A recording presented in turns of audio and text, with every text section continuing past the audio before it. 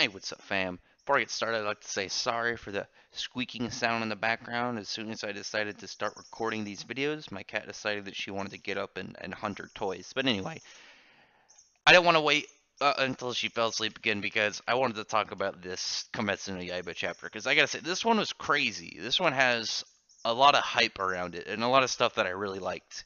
Because it answered some questions, but really kind of left a really heavy impression on me at the same time. So you starts out, you have Tanjiro and Gyu, and they're moving around trying to figure out where they're going. There is some little bits of notice about how the building is throbbing and how it's kind of alive, which is really interesting because we know it's linked to Muzan, and I'm wondering if it is itself like a extension of him or a large demon of sorts, or maybe a construction of multiple demons. I don't know. There's more than likely probably either Muzan or a demon whose ability is specifically to kind of create this weird dimensional kind of building, and it's really cool too. I like the layout of it. It's just really nice to look at, but at the same time, you had the confirmation of Shinobu's death.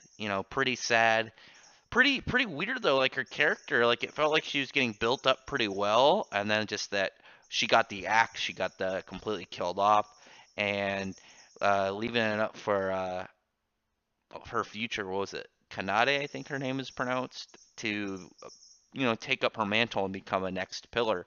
So pretty sad on that. They're losing pillars left and right, but we already knew early in the series that pillars are, they're they're a person of title that aren't new to getting killed in the job because their importance, the fact that they're fighting all the big demons, and now right now you have the probably the biggest mayhem that the series, like in their history, of the fact that Muzan went to go and meet up with Ubuyashiki, and just the bringing the pillar or the demon moons with him is pretty crazy. But you also see some of his kids in this one, and when he died, I was sure maybe his wife died with him because she's gonna want to be with her husband in his final moments, but it's confirmed that his two oldest daughters died with him in that explosion, which is so weird to think about, that they had decided just like, yeah, we're just gonna die here, and everyone is finding it like that's so strange that that was they were completely fine with that being their end moments, and especially like so young. They go over the explanation of because their parents are both strict, that they were very mature from a young age, and you have the oldest son of the house, what's his name, Kiria, and he's now in charge, and he's gonna be the one to lead the demon hunters. So you have that as well in this one. You see who's gonna be the next boss, and see how even right after this is all happening, that he has to take up and being in charge. He's got to figure out what's going on, and he doesn't have time to cry over the loss of his sisters and his parents. Right now, he's dealing with the threat. This is their chance to take out Muzan and their family's burden of being set to take him out in this long kind of journey through their generations.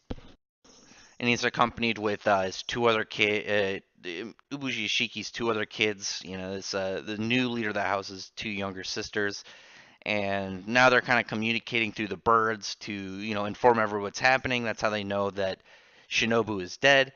And you're just getting some really nice kind of, I would say, setup and lore stuff. You get some information on the houses. You get to see the new head of the house, and that was pretty nice. But then you get over to the Zenitsu, and the guy who is his former kind of, what's it?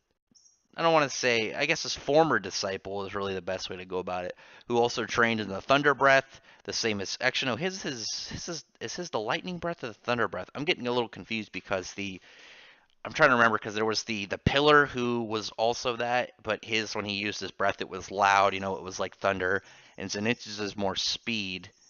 I don't know. I have to double check on that. It says thunder breathing, but I don't know. Like I said, I'll have to double check on that at a different time, maybe bring it up in a different video. But you remember that Zenitsu became very serious, not too long ago. Even that all that kind of comedic, funny way he goes about things, but at the same time, that's very much his his standard personality, and then all of a sudden he got a letter and he was very, a quick 180 of his mood.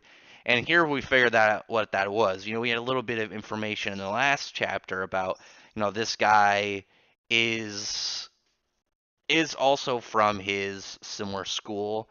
And I thought, okay, maybe he's pissed off because, maybe this guy was his friend and now he's switched over to being a demon and that's why he's all pissed off and serious. But it's actually because now that word has gotten out that the Thunder Breath people have a demon, not only just a demon, but one of the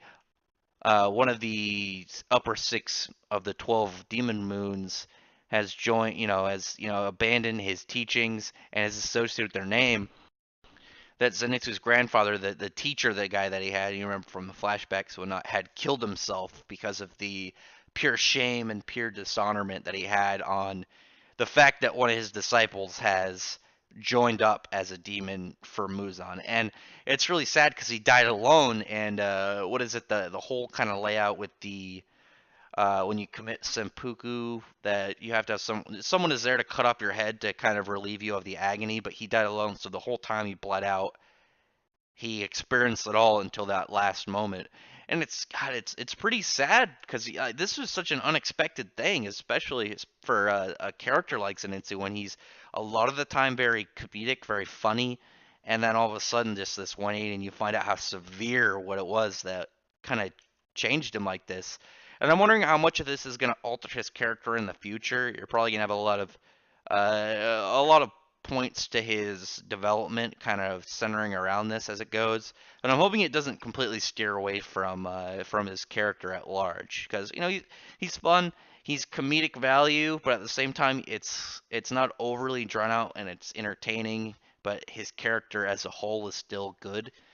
And this was a good example of it because this part was funny when the guy's calling him trash and saying how scummy he is and how he doesn't care that his sensei killed himself out of this because he only likes people that appreciate him and see his value. And because he didn't let him become his successor and he was going to say you and Zenitsu can be co-successors, and he's like, fuck you, I'm gonna go be a demon, and went and became a. I imagine he didn't tell him that part, but he went to go be a demon, and told Zenitsu he's trash. And this part was funny because Zenitsu's like, or he told me he was scum, and Zenitsu's just like, if I'm scum, then you're trash, and I feel bad for grandfather because he had such pathetic successors. Because Zenitsu can only do the first form of the thunder breathing, while this other guy can do all of them except the first one.